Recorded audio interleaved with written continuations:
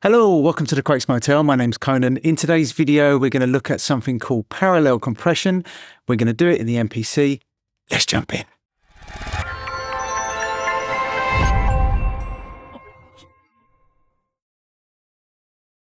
Okay, so before we get into this, just quickly, because people do ask, what lens am I using today? I'm using a early 80s Soviet Helios 44-2. It's the Belomo version of it. It's one of my favourite lenses. It's super cheap and it's a great vintage lens to get started if you want to start adding vintage lenses to your camera. So there you go. Parallel compression. Okay, so without going into too much detail, because there's a ton of videos online about parallel compression that will go into a lot more detail, but just to give you a brief outline of what parallel compression is normally you would take your signal and you would compress it, and you would have a signal which has got 100% compression on it. Parallel compression is taking your signal, compressing it, but then mixing the wet signal with the dry signal. So you've got kind of more control over how much of the compressed signal is involved in the signal overall. Do you know what, the reason why, just jumping into the MPC, but the reason why I did this video today is because I was actually going to do a follow-up to my cook-up video the other day where I was going to arrange the house beat that I made, but that is going to happen. But the reason why I wanted to do this today is because I keep seeing videos in the YouTube's MPC space and music space saying that nobody does decent tutorials anymore and that tutorials are dead. I saw one the other day and now I've seen a couple more, because what people do is they wait until someone releases a video and then they make a video about that person's video. Anywho, so I thought, you know what, I'm going to make a tutorial, because there are plenty of us, and believe me, there are plenty of us that are still making what I consider to be valuable tutorials about music production. In my case, the MPC in this video, although I do make videos about music production in general.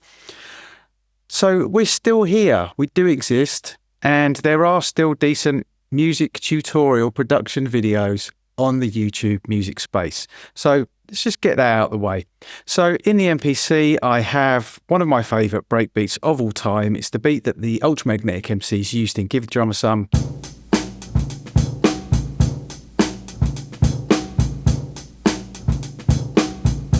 Although at the moment it doesn't sound like it, because they heavily compressed it.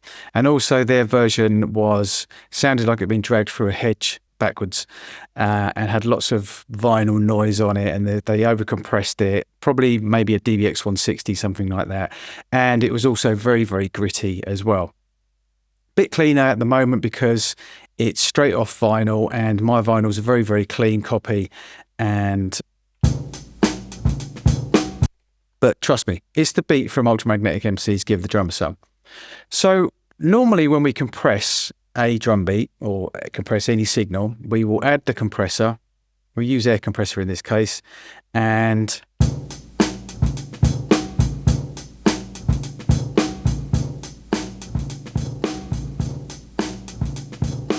now I'm over compressing here just so that you can hear the effect, but that's what we will do.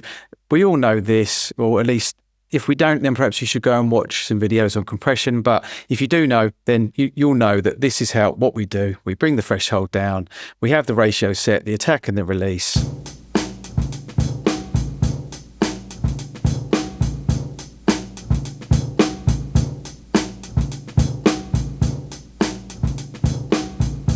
And you can hear the little bit of difference there with the compressor settings that I've got. It just kind of brings the room noise up a little bit, and it's just kind of rounded off the transients just a little bit. But it's quite a long attack really, and I haven't done a super short release, so there's a bit of breath and a bit of groove that's been introduced by the compressor, and that is what we would normally do. Now, nowadays, a lot of compression plugins have this mix knob down here, and what this is in effect is doing is parallel compression, because if I'm to bring this back, say 50%, excuse me, I've got a bit of a cold this morning. If I was to take this back to 50%, basically, in effect, what I'd be doing is I'm going to be playing 50% wet, 50% dry. So you're not going to hear as much of the actual compressed signal, and it's going to be mixed in with the dry signal. So that is a very, very quick way of doing parallel compression. And most plugins have that now. They have a mix knob, and quite a lot of people will complain if they don't. And that's great. There's absolutely nothing wrong with that. That is parallel compression at its very, very basic level. And you can choose what you want to do. Now, what generally people will do with parallel compression, for instance, let's say on drums, this is an old technique that we've been doing for years, is you will take the compressor and you will smash it. You will put it on like 20 as a ratio, you will drive it, you will add loads of compression, and then you'll take that compressed signal and you'll mix it with the dry signal. So that tends to, it was not tends to be, but that's a technique that people will use parallel compression for a lot. So that way you get a really nice compressed signal and you will mix it with a dry signal. So it's not overly compressed, but you still get a lot of the nuances and a lot of the effects that you'll get from compression. Because compression, you can also get saturation and overdrive and distortion, etc. Especially if you're using something like an 1176, which is something that I use a lot on drums, overheads especially. I'll compress the hell out of the overhead signal on the 1176 and then I'll blend it in with the dry. That's an age-old technique that people have been using for absolutely years, and I still use it now. So as I said, in effect, excuse the pun, in effect, using the mix knob is basically parallel compression.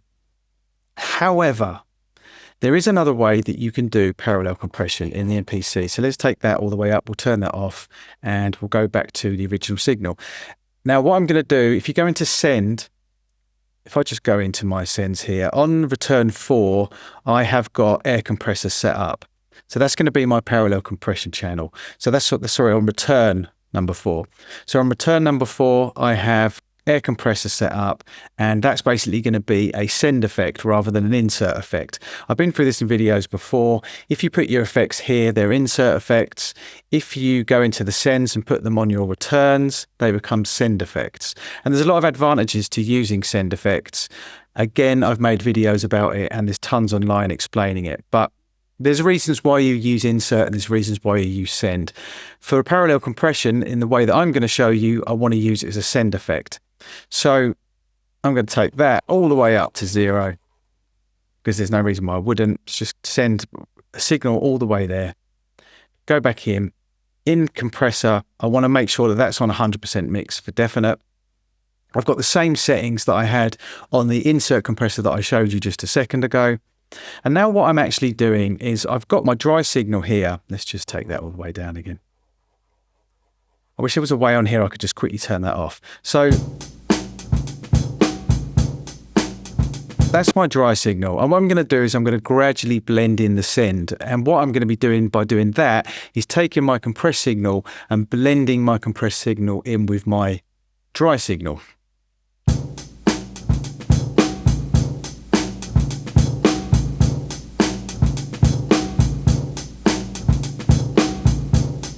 So a quick way that I can show an A and B here, and you can see here as well, I've compressed this a lot more than I did on the other version.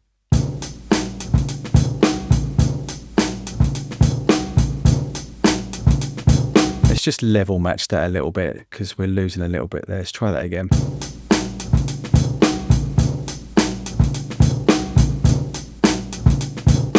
That's a bit closer. There's still a bit of a jump. Again, something that would be great in the MPC is auto gain, but we haven't got that. That's fine. But just bear in mind that I haven't exactly level matched it, so you are going to get a bit of a jump. So don't listen to the level, listen to the effect, listen to the transients, listen to the gaps in between the drums where I'm bringing up the room noise with the compression. So what I'm doing here, you could argue, is exactly the same as what I've done previously in the insert effect, but use the mix knob.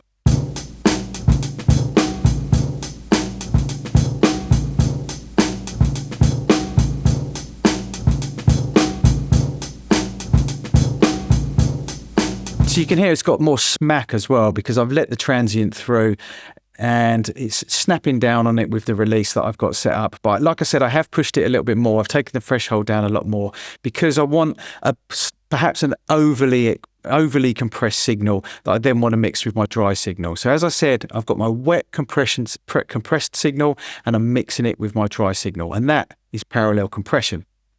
These stupid hand movements I'm doing. I know what I mean. I'm just being animated about it. So that's another way that you can do it. Now you'd ask yourself, now why would I do that? If I've already got a mix knob on here in my effects, why Conan? Why would I bother sending it to a send effect and mixing it in that way? It doesn't, it sounds, okay, in this case, it doesn't sound exactly the same, but I could, if I spend a little bit more time on it, I could get it to sound exactly the same with the insert effect as I do with the send effect. So what's the point? I don't see where you're going with this, Conan. It just seems like a waste of time to me. And I've used up one of my returns. Now, the reason why it can be handy, or it can be a better way of doing things, I don't want to say better, it can be a different way of doing things, is if I use insert compressor here, as I have, then afterwards I've got 3 more slots and I can EQ the signal, I can add tube drive, I can do whatever I want. But what I'm going to be doing then is I'm going to be affecting the whole signal. So I'm going to be EQing let's say I had it as the parallel that I set up, like I said, so I've got 50% mix. I hope you're following me here. But I've got the 50% mix of wet and dry. It doesn't have to be 50%, but we'll just use it as a case example. And then I'm EQing that signal, and then I'm tube driving that signal, and I'm doing whatever after that whole signal. The advantages of having it on a send effect, like we have here, is I can just affect the compressed signal. So for instance, I mean, I'm not going to go into it too much here because there's infinite things that you can do with it, but what I'll do is I'll explain. Here I've got just the compressed signal. So what I could do after just the compressed signal is I could EQ it, so I could take the low end off, or I could roll off the highs if there's too much going on with the room reverb or etc. I could add some distortion to it. I could widen just the compressed signal, or for instance, if the original signal is very wide in the stereo field, I could mono the compressed signal. So the advantages of using a send effect to do the parallel compression on, rather than just using the mix knob, is you have absolute control over the compressed signal. You could just add some reverb onto the compressed signal if you want. Like I said, there's infinite things that you could do with it, which is why I'm not going to bother going through it. But you've got 3 more slots there where you can just add effects to the compressed signal. So there you have it. I think that was a pretty super fast, quick way of explaining parallel compression and showing the 2 different ways that you can do it in the MPC. There probably are other ways, but they're the 2 main ways of doing it: the insert effect way and the send effect way. And in summary, the advantages of doing it the send effect way is that you have absolute control over the compressed signal. So you can EQ just the compressed signal, or distort just the compressed signal, saturate just the compressed signal. So it has its advantages just when you use it as a return rather than using it as an insert effect. So I hope that makes sense. Thanks for watching. This is The Quakes Motel. My name's Conan. Till next time.